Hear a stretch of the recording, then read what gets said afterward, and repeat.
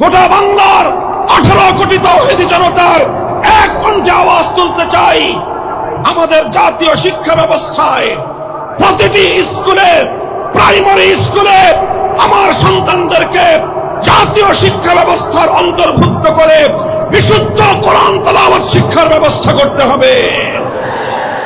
যদি স্কুলগুলোতে আমাদের সোনামণিদেরকে আল্লাহর কোরআনের সঠিক শিক্ষা, তেলাওয়াত শিক্ষা দেওয়া শুরু হয়, এই আমার বাংলাদেশকে আর কোন শক্তি বিপথগামী করতে পারবে না, বিপথগামী করতে পারবে না ইনশাআল্লাহ।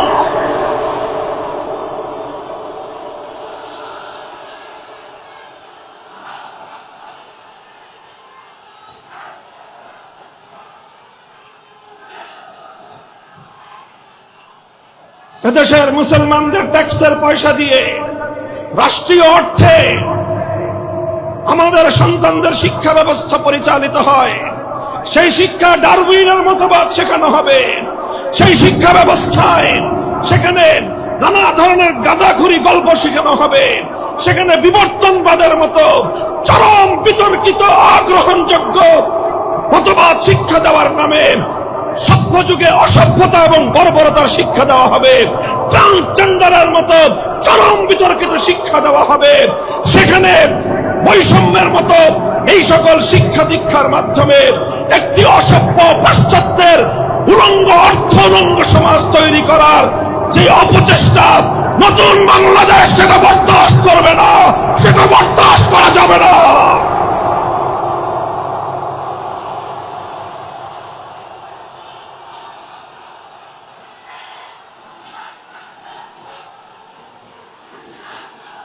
এই জন্য আমরা যে কথা বলছি, কোরআনকে ঘরে ঘরে পৌঁছাতে হবে।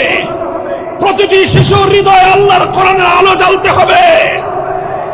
আমাদের জাতীয় শিক্ষা ব্যবস্থায় প্রতিটি প্রাইমারি স্কুলে একজন কোরআনের শিক্ষক নিয়োগ দিয়ে বিশুদ্ধ তেলাওয়াতের এই আওয়াজ আজ বাংলাদেশে গণদাবিতে পরিণত করতে হবে। নিজেদের অধিকার যদি স্বাভাবিকভাবে আদায় না হয়, যে কোনো মূল্যে আগামী ভবিষ্যৎ প্রজন্মের ঈমান এবং আকীদা রক্ষার জন্য আদায় করে নিতে হবে, আদায় করে নিতে হবে।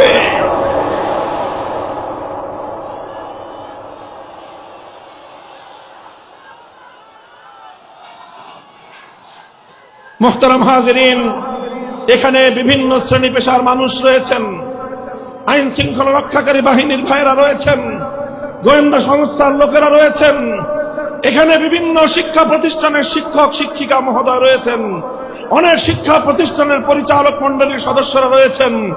আপনারা সকলেই বিবেচনা করে দেখুন যে এত কিছু শিক্ষা দেওয়া হয়, এতগুলো সাবজেক্ট পড়ানো হয়, এত শিক্ষক শিক্ষিকা জাতীয় শিক্ষা ব্যবস্থার শিক্ষাঙ্গনগুলোতে রাষ্ট্রীয়ভাবে প্রতিপালিত হয়, তাদের সকলের আয়োজন হয়, অথচ কোটি কোটি কচি কাঁচা শিক্ষার্থীদের জন্য জাতীয় শিক্ষা ব্যবস্থায় আল্লাহর কোরআনের বিশুদ্ধ তেলাওয়াতটুকু শিক্ষা দেওয়া হলো না। একটি মুসলিম জাতি হিসেবে আমাদের জন্য এর চেয়ে দুঃখজনক, এর চেয়ে লজ্জাজনক আর কোনো বিষয় থাকতে পারে না। এমন বাংলাদেশ দেখার জন্য শরীয়তুল্লাহরা রক্ত দেয় নাই, এমন বাংলাদেশ দেখার জন্য তিতুমিররা বাঁশের কেল্লা গড়ে নাই। আমাদেরকে অনেক বঞ্চিত করা হয়েছে। আমাদেরকে বিপদগামী করার জন্য জাতীয়, আন্তর্জাতিক, আভ্যন্তরীণ এবং বহির শত্রুরা একযোগে অনেক ষড়যন্ত্র করেছে।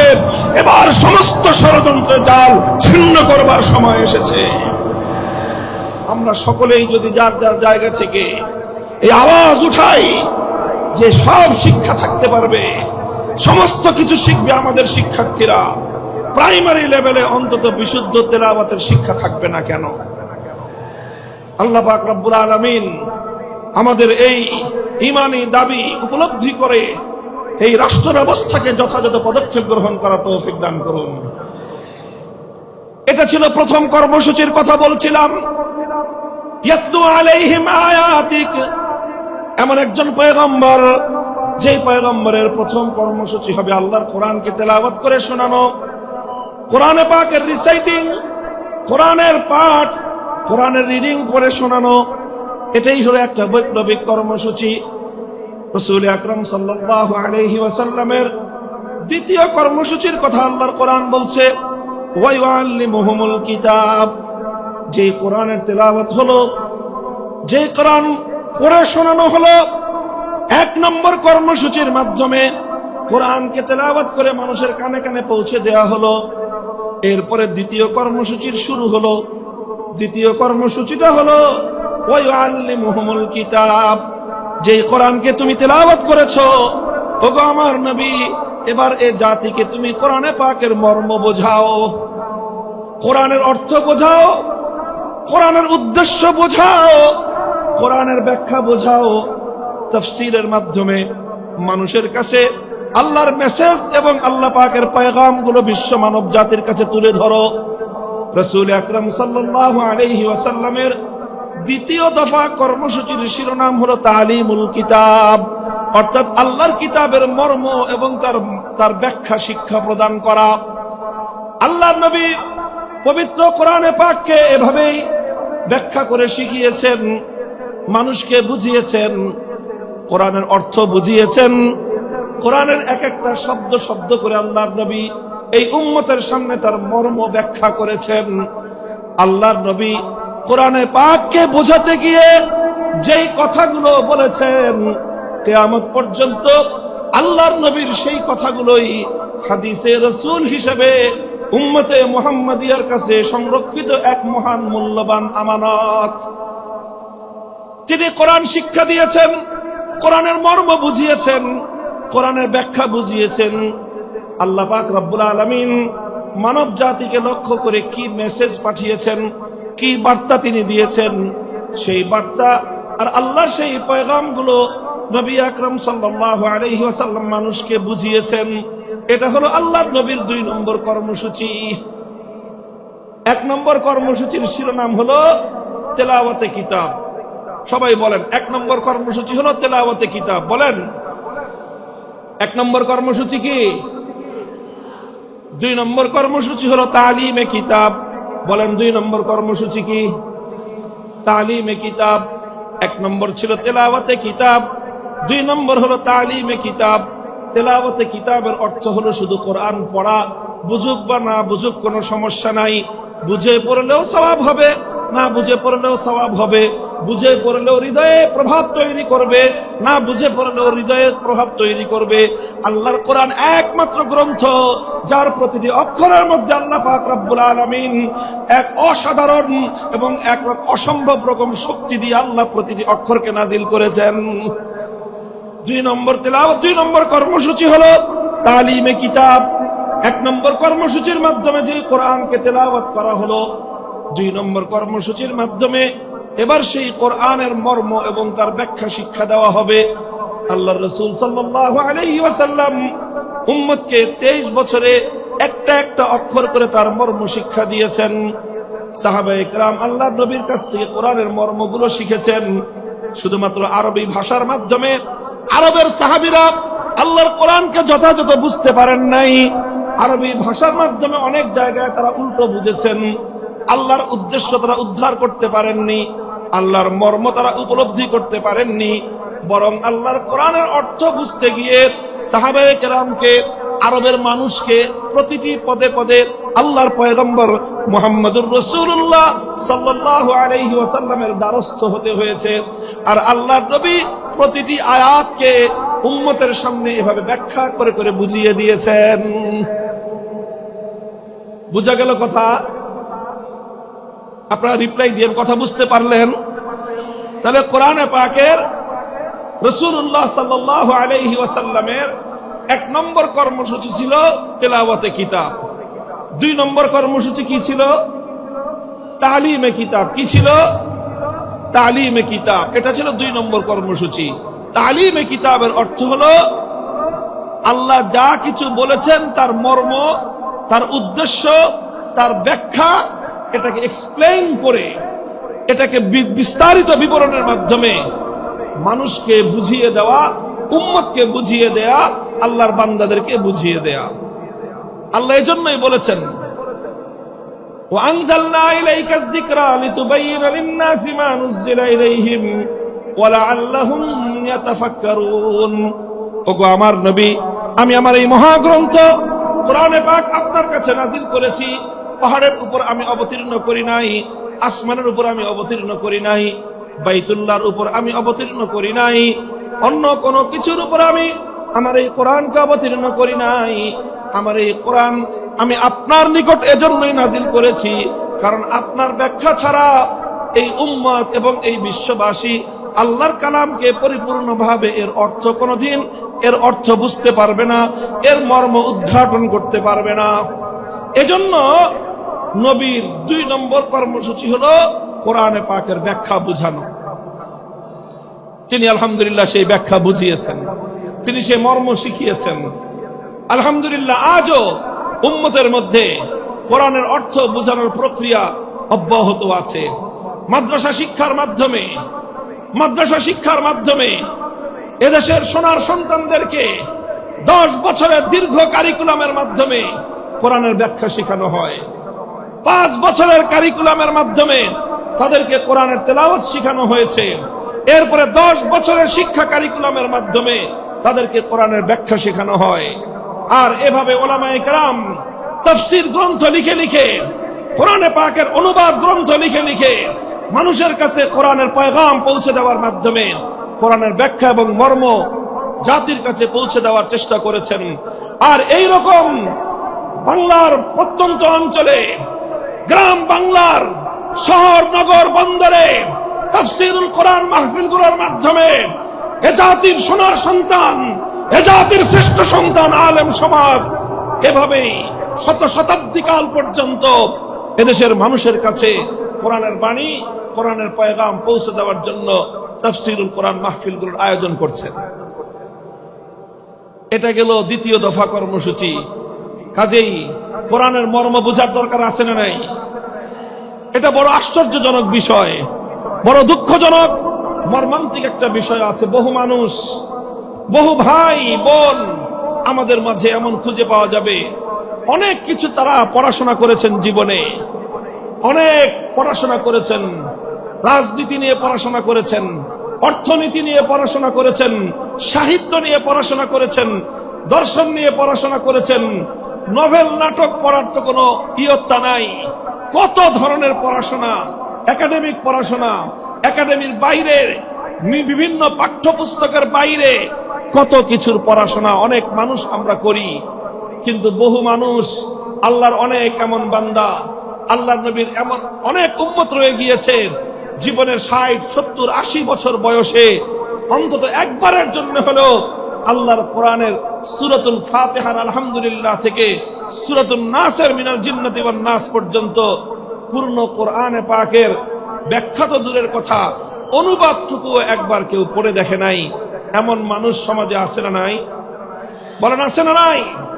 আমি মনে করি যারা এই কাজটুকু আমরা করি নাই, তারা আমরা আল্লাহর পক্ষ থেকে আমাদের প্রতি নাজিলকৃত আল্লাহর সর্বশ্রেষ্ঠ নিয়ামত আল্লাহর কোরআন কিতাবুল্লাহর সঙ্গে আমরা বিশ্বাসঘাতকতা করেছি, চরম দায়িত্বহীনতার পরিচয় দিয়েছি। শপথ নিন, যারা অন্তত এই কাজটা করেননি, জীবনের অবশিষ্ট সময়ে হলেও ধাপে ধাপে প্রতিদিন 1 পৃষ্ঠা 2 পৃষ্ঠা 1 রুকু 2 রুকু করে 1 সূরা 2 সূরা করে অল্প অল্প করে হলেও পূর্ণ কোরআনে পাকের ব্যাখ্যা না পড়তে পারেন, অন্তত গ্রহণযোগ্য নির্ভরযোগ্য কোন ব্যক্তির, আলেমের লিখিত কোরআনের অনুবাদ অন্তত একবার পড়বো। আমরা পড়বো তো সবাই ইনশাআল্লাহ? কারা কারা পড়বেন বলেন তো? আল্লাহ পাক কবুল করেন।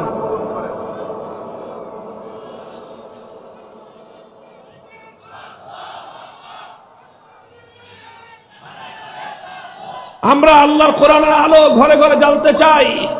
ঘরে ঘরে জ্বালার আগে অন্তত প্রথম আমাদের হৃদয়ে গহীনে আল্লাহর কোরআনের আলো জ্বালতে হবে। প্রতিটি মুসলমান কোরআনের তেলাওয়াত শেখার চেষ্টা করতে হবে। দ্বিতীয়ত, কোরআনের মর্ম বুঝার জন্য তালিমে কিতাবের কর্মসূচির আওতায় আমাদের আসতে হবে। আল্লাহর নবীর প্রথম কর্মসূচি তেলাওয়াতে কিতাবের আওতায় এসে কোরআনে পাকের তেলাওয়াত শিখতে হবে। কোরআনে পাকের দ্বিতীয় কর্মসূচি, রাসূলুল্লাহর দ্বিতীয় কর্মসূচি তালিমে কিতাবের আওতায় এসে অন্তত জীবনে একবার হলো পবিত্র কোরআনে পাকের অনুবাদ ফার্স্ট টু লাস্ট, আগা গোড়া একবার অন্তত আপনারা অধ্যয়ন করুন। আমি আত্মবিশ্বাসের সঙ্গে বলতে পারি, একজন মানুষ যদি মনোযোগ সহকারে পূর্ণ কোরআনে পাক একবার অনুবাদ পাঠ করে, কোরআন তার হৃদয়ের গহীনে এমন প্রভাব তৈরি করতে পারবে, পৃথিবীতে আর কোনো কিছু তার হৃদয়ে এত গহীন প্রভাব তৈরি করতে পারবে না ইনশাআল্লাহ। এটা গেল দ্বিতীয় দফা কর্মসূচি। 3 নম্বর কর্মসূচি হলো আল্লাহর পয়গম্বরের ওয়া ইউআল্লিমুহুমুল কিতাবা ওয়াল হিকমাহ, তালিমে হিকমত। 3 নম্বর কর্মসূচি হলো তালিমে হিকমত। কি বললাম বলেন তো? তালিমে হিকমত বলেন সবাই, তালিমে হিকমত। 1 নম্বর কর্মসূচি ছিল তিলাওয়াতে কিতাব, 2 নম্বর কর্মসূচি ছিল তালিমে কিতাব। আল্লাহর নবীর 3 নম্বর কর্মসূচি হলো তালিমে হিকমত। 3 নম্বর কর্মসূচি কি? জোরে বলেন। তালিমে হিকমত। তালিমে হিকমত কি জিনিস? তাফসীরে মাআরিফুল কোরআন পাকের তাফসীরে মাআরিফুল কোরআনের মধ্যে আল্লামা মুফতি শফি রহমতুল্লাহি আলাইহি, পাক ভারত উপমহাদেশের মুফতি আজম, তিনি সহ অনেক মুফাসসিরিনে কেরামগণ তালিমে হিকমতের যে অগ্রগণ্য ব্যাখ্যা লিখেছেন, সেটা হলো এই তালিমে হিকমত মানে হলো যে প্রথমে কোরআনে পাকের তেলাওয়াত করা হলো, এটা ছিল 1 নম্বর কাজ। তারপরে কোরআনে পাকের মর্ম এবং তার অর্থ এবং তার ব্যাখ্যা শিক্ষা দেওয়া হলো, এটা ছিল তালিমে কিতাব, এটা ছিল 2 নম্বর কর্মসূচি। বন্ধুগণ, আল্লাহর পাক রব্বুল আলামিন তার নবীকে বলেছেন, শুধুমাত্র মৌখিকভাবে কোরআনের অর্থ বুঝিয়ে দিলেই এই জাতি আমার বান্দারা এই কোরআনকে পরিপূর্ণ অনুধাবন করতে পারবে না। শুধুমাত্র ব্যাখ্যা শোনায়ে দিলে, শুধুমাত্র অর্থ শোনায়ে দিলে, অথবা শুধুমাত্র ব্যাখ্যা পড়ায়ে দিলে, শুধু পড়ানো আর শোনানোর দ্বারাই আল্লাহর কোরআনকে এ জাতি পরিপূর্ণভাবে অনুধাবন করতে পারবে না। বরং কোরআনে পাক এটাকে যদি এ জাতির কাছে পরিপূর্ণভাবে উপস্থাপন করতে হয়, আল্লাহর বান্দাদেরকে যদি কোরআনে পাক পরিপূর্ণভাবে বোঝাতে হয়, তাহলে কোরআনের মর্ম বলার পাশাপাশি যেই কাজটা করতে হবে সেটা হলো পবিত্র কোরআনে পাককে যথাযথভাবে এর যেই সকল বিষয়গুলোর সাথে প্র্যাকটিসের সম্পর্ক রয়েছে, সেই বিষয়গুলোকে আল্লাহর নবী প্র্যাকটিক্যাল বাস্তবায়ন করে দেখায় দেওয়া, এটার নামই হলো তালিমে হিকমত।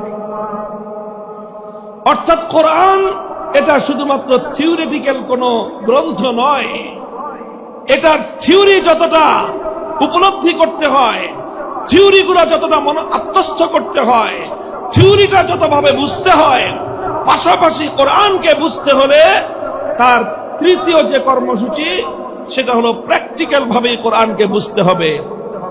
আপনারা যারা জেনারেল শিক্ষায় শিক্ষিত, বিশেষ করে যাদের সায়েন্স ব্যাকগ্রাউন্ড, তারা খুব ভালো করে জানেন যে সায়েন্সের বিশেষ করে এই যে আপনার সায়েন্সের যে অনেকগুলো সাবজেক্ট রয়েছে, পদার্থবিজ্ঞান, তারপরে আরো অন্যান্য অনেকগুলো সাবজেক্ট, যেগুলো শুধুমাত্র বই পড়ায় দিলে শিক্ষার্থীরা পরিপূর্ণভাবে উপলব্ধি করতে পারে না, বরং তার প্র্যাকটিক্যাল করতে হয়। মেডিকেলে তো এই বিষয়টা আরো চরমভাবে এটা বাস্তব বিষয়, যে মেডিকেলের কোনো বিষয় শুধুমাত্র শিক্ষক শিক্ষিকারা লেকচার দিয়ে স্টুডেন্টদেরকে বুঝিয়ে দিতে পারে না। শুধুমাত্র লেকচার শুনে, বই পড়ে কোনো একজন ছাত্র কোনোদিন ডাক্তার হতে পারে না। লেকচার শুনতে হয়, বই এবং শীট পড়তে হয়, পাশাপাশি প্রত্যেকটা বিষয়ের জন্য এখানে প্র্যাকটিক্যাল করার জন্য ল্যাবরেটরি থাকে। এই যে এখানে আজদিনে মেডিকেল কলেজে যান, আমি দেখেছি এটার পরিদর্শন করে, এখানে চমৎকার সব ল্যাবগুলো রয়েছে। প্রতিটি ক্লাসের, প্রতিটি বর্ষের শিক্ষার্থীদের জন্য প্রায় প্রতিটি ক্লাসের সাথে সাথে প্র্যাকটিক্যাল হাতে কলমে মেডিকেল সায়েন্সের শিক্ষা দেওয়ার জন্য মানব দেহের অঙ্গ প্রত্যঙ্গের ডিটেলস বিবরণ হাতে কলমে আঙ্গুল দিয়ে প্র্যাকটিক্যাল দেখিয়ে দিয়ে একজন শিক্ষার্থীকে সেখানে শিক্ষা দেওয়া হয়। কথা বলেন ঠিক না বেঠিক? মেডিকেল সায়েন্স যতটা প্র্যাকটিক্যাল, কোরআনে পাক তার চেয়ে বেশি প্র্যাকটিক্যাল। কোরআন শুধুমাত্র অর্থ বুঝে, শুধু ব্যাখ্যা বুঝে আল্লাহর কোরআনের উপর পরিপূর্ণভাবে আমল করা কোশ্চিনকালেও সম্ভব নয়। এজন্য রাসূল আকরাম সাল্লাল্লাহু আলাইহি ওয়াসাল্লামের 3 নম্বর কর্মসূচি হলো তালিমে হিকমত। তালিমে হিকমতের অর্থ হলো তেলাওয়াতে কিতাবের মাধ্যমে যেই কোরআনের তেলাওয়াত হয়েছে, তালিমে কিতাবের মাধ্যমে যেই কোরআনের অর্থ এবং ব্যাখ্যা শিক্ষা দেওয়া হয়েছে, তালিমে হিকমতের মাধ্যমে সেই কোরআনে পাকের প্র্যাকটিক্যাল বিষয়গুলো বাস্তবে প্রতিফলিত করে প্র্যাকটিক্যাল করে উম্মতকে দেখিয়ে দিতে হবে। এটা হলো তালিমে হিকমত। এবং নবী আকরাম সাল্লাল্লাহু আলাইহি ওয়াসাল্লাম তার জীবনের একটা গুরুত্বপূর্ণ অধ্যায় তালিমে হিকমতের মধ্যে কাটিয়েছেন। উম্মতকে প্র্যাকটিক্যাল শিখিয়েছেন। কোরআন কিভাবে শিখিয়েছেন যেমন উপলব্ধি করুন। দৃষ্টান্ত দিয়ে আমি বলছি সংক্ষেপে। আল্লাহ পাক কোরআনে আয়াত নাজিল করলেন, আকিমুস সালাত, সালাত কায়েম করো। আল্লাহ নবী প্রথমে তেলাওয়াত শোনালেন, আকিমুস সালাত ওয়া আতুজ যাকাত ওয়া আতিউল্লাহ ওয়া রাসূলহু। তেলাওয়াত শোনালেন, 1 নম্বর কর্মসূচি পালিত হলো। তারপরে সালাতের মর্ম ব্যাখ্যা করে বোঝালেন যে সালাতের অর্থ কি। আল্লাহ নবী বুঝিয়ে দিলেন সালাতের অর্থ হলো এমন একটা ইবাদত যে ইবাদতের মধ্যে তাকবীরে তাহরিমা থাকবে, যে ইবাদতের মধ্যে সূরা ফাতিহার তেলাওয়াত থাকবে, যে ইবাদতের মধ্যে সূরা ফাতিহার পরে আরো কোরআনের তেলাওয়াত থাকবে, যে ইবাদতের মধ্যে রুকু থাকবে, রুকুর মধ্যে তাসবিহ থাকবে, তারপরে সাজদা থাকবে, সাজদার মধ্যে তাসবিহ থাকবে, তারপরে বৈঠক হবে, সেই বৈঠকের মধ্যে তাশাহুদ থাকবে। এইভাবে সালামের মাধ্যমে যে ইবাদতটা সমাপ্ত হবে, সালাতের দ্বারা সেই ইবাদত উদ্দেশ্য, সেই সালাতকে কায়েম করতে বলেছেন। কিয়ামের ইকামতের কি অর্থ আল্লাহর নবী তার সব কিছু ব্যাখ্যা করে বুঝিয়ে দিয়েছেন। এখানেই নবীজির দায়িত্ব শেষ হয়নি, বরং সালাত কিভাবে আদায় করতে হবে রাসূল আকরাম সাল্লাল্লাহু আলাইহি ওয়াসাল্লাম প্র্যাকটিক্যাল ভাবে সেটা উম্মতকে শিক্ষা দিয়েছেন। মদিনার মসজিদে নববীর মধ্যে তিনি মিম্বার স্থাপন করে সেই মিম্বারের উপর দাঁড়িয়ে রাসূলুল্লাহ সাল্লাল্লাহু আলাইহি ওয়াসাল্লাম 2 রাকাত নামাজ আদায় করেছেন। সকলে দর্শক, আল্লাহর নবী সালাত আদায়কারী, সকল সাহাবী দর্শক। এরপরে আল্লাহর নবী সকলকে লক্ষ্য করে বললেন, সল্লু কামা রাআইতুমুনি উসাল্লি, তোমরা আমাকে যেভাবে নামাজ পড়তে দেখলে ঠিক সেভাবেই তোমরা নামাজ পড়বে। শুধু আমার কথা শুনে নামাজ পড়বে না, আমার হাদিস পড়ে শুধু নামাজ পড়বে না, বরং আমার নামাজ দেখে দেখে তোমরা নামাজ শিখবে। প্র্যাকটিক্যালি নামাজ শিক্ষা দিয়েছেন। এই যে নামাজের যে প্র্যাকটিক্যাল শিক্ষা দিলেন, এটার নামই হলো তালিমে হিকমত। এটা শুধু নামাজের ক্ষেত্রেই নয়, জীবনের প্রতিটি ক্ষেত্রে, প্রত্যেকটি কর্মকাণ্ড একজন মুমিনের প্রতিটি কর্মকাণ্ডের প্র্যাকটিক্যাল নমুনা আল্লাহর নবীর জীবন থেকে গ্রহণ করতে হয়। নবীর জীবনে প্রতিটি কাজের যেই প্র্যাকটিক্যাল নমুনা আছে, সেই প্র্যাকটিক্যাল নমুনাটাই হলো তালিমে হিকমত, সেটাই হলো কোরআনে পাকের প্র্যাকটিক্যাল। আল্লাহর নবীর উপর কোরআনে আয়াত নাযিল হলো, আস-সারিকু ওয়াস-সারিকাতু ফাকতাউ আইদিয়াহুমা জাযাআম বিমা কাসাবা নাকালাম মিনাল্লাহ ওয়াল্লাহু আজিজুন হাকীম। আয়াত নাযিল হলো, নবীজি তেলাওয়াত করে শোনালেন, 1 নম্বর দায়িত্ব পালন হলো। তারপরে চুরি, চোর নারী হোক পুরুষ হোক, সেই চোরের সংজ্ঞা শিখালেন যে মানুষ কখন চোর সাব্যস্ত হয়, কতটুকু সম্পদ কিভাবে চুরি করলে এটা কোরআনে পাকের ভাষায় চুরি বলে সাব্যস্ত হবে। তারপরে সেই চুরির অপরাধ সাব্যস্ত হতে হলে কি লাগবে, আল্লাহর নবী সেটাকে ব্যাখ্যা করে বোঝালেন। ব্যাখ্যা করে শুধু মৌখিকভাবে বুঝিয়ে দিয়েই আল্লাহর নবীর দায়িত্ব ক্ষান্ত হয়নি, বরং যখন জমিনের মধ্যে চুরির অপরাধ যখন সংগঠিত হয়েছে, সেই অপরাধ সংগঠিত হওয়ার পর আল্লাহর কিতাবের ব্যাখ্যা অনুযায়ী, আল্লাহর কোরআনের নির্দেশ অনুযায়ী তিনি প্র্যাকটিক্যাল ভাবে চুরির শাস্তি প্রয়োগ করে দুনিয়াবাসীকে দেখিয়ে দিয়েছেন যে এই আয়াতের প্র্যাকটিক্যাল কিভাবে করতে হয়। আল্লাহ বলেছেন, চোর যদি চুরি করে ধরা পড়ে, নারী হোক বা পুরুষ হোক, যদি সংরক্ষিত স্থান থেকে কোন মানুষ অন্যের অন্তত 10 দিরহাম মূল্যমানের কোন সম্পত্তি সংরক্ষিত স্থান থেকে যদি চুরি করে, আর সেই চুরির অপরাধ যদি যথাযথ নির্ভরযোগ্য সাক্ষীর মাধ্যমে আদালতের সামনে প্রমাণিত হয়ে যায়, ফাক্তাউ আইদিয়াহুমা, নির্দেশ হলো আল্লাহর, তখন সেই চোর নারী বা পুরুষের হাত কেটে দাও। আল্লাহর নবী শুধুমাত্র কোরআনের এই আয়াতের তেলাওয়াত করে দায়িত্ব ক্ষান্ত করেননি, শুধু এই আয়াতের মর্ম বুঝিয়ে দায়িত্ব ক্ষান্ত করেননি, বরং যখন এই অপরাধ সংগঠিত হয়েছে, আল্লাহর নবী দ্বিধাহীন চিত্তে তিনি এই আয়াত প্রয়োগ করে দুনিয়াবাসীকে দেখিয়ে দিয়েছেন কিভাবে আল্লাহর আইন আল্লাহর জমিনে বাস্তবায়ন করতে হয়। বুখারী শরীফের হাদিসের কিতাবের মধ্যে বর্ণিত হয়, আল্লাহর নবী যখন মক্কা বিজয় করলেন, মক্কা বিজয়ের পরপর একটা চুরির ঘটনা ঘটলো মক্কা নগরীতে। চুরির ঘটনায় অপরাধী বলে চিহ্নিত হলো একজন সম্ভ্রান্ত মানুষ, একজন নারী মানুষ, মহিলা মানুষ। সে চুরি করে ধরা পড়েছে। নাম হলো তার ফাতেমা, গোত্র হলো তার বনু মখজুম, ফাতেমায়ে মখজুমিয়া বলা হয়। বনু মখজুম হলো আরবের কুরাইশ বংশের মধ্যেও অত্যন্ত সম্ভ্রান্ত একটা পরিবার, যেই পরিবার থেকে স্বয়ং আল্লাহর নবীর দাদির জন্ম হয়েছিল, নবীর রক্তের সঙ্গে সংশ্লিষ্ট, নবীজির পরিবারের সদস্য, নবীর দাদির পরিবারের সদস্য ফাতেমা মখজুমিয়া চুরি করে ধরা পড়লো। বুখারীর হাদিস, ফাফাজিয়া কওমুহা ইলা উসামাতা, কুরাইশের লোকজন তারা শঙ্কিত হয়ে গেল যে এখন তো মক্কায় আল্লাহর কোরআনের বিধান বাস্তবায়িত হয়েছে, খেলাফতের শাসন কায়েম হয়েছে, এখানে আল্লাহর নবী বিচার করে মেয়েটার হাত কেটে দিবেন। যদি মেয়েটার হাত কাটা যায়, একটা মেয়ের হাত কাটা যাবে, পুরা বংশের নাক কাটা যাবে। কাজেই তারা সকলেই বিষয়টা নিয়ে বিচলিত হয়ে পড়ল, কিভাবে এই মেয়ের উপর হাত কাটার শাস্তিকে প্রতিরোধ করা যায়। এজন্য তারা তদবির শুরু করলো। তদবিরের জন্য একজন উপযুক্ত ব্যক্তি, আল্লাহর নবীর অত্যন্ত কাছের, নবীর অত্যন্ত প্রিয় একজন ঘনিষ্ঠ সাহাবী উসামা ইবনে যায়েদ, আল্লাহর নবীর পালক পুত্রের সূত্রে তিনি নবীজির নাতি।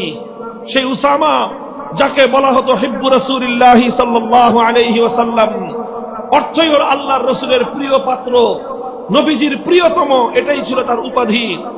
সেই কুরাইশ বংশের লোকজন, বনু মখজুম গোত্রের লোকজন উসামাকে এসে ধরলো, যাও মুহাম্মদ সাল্লাল্লাহু আলাইহি ওয়াসাল্লাম সম্পর্কে তোমার দাদা লাগে, তুমি তোমার দাদাকে গিয়ে বলো এই মেয়েটার যেন হাত না কাটা হয়, কারণ এই মেয়েটা ওনার নিজের বংশের লোক, এই মেয়েটার যদি হাত কাটা যায় পুরা কুরাইশ বংশের সম্মান ধুলো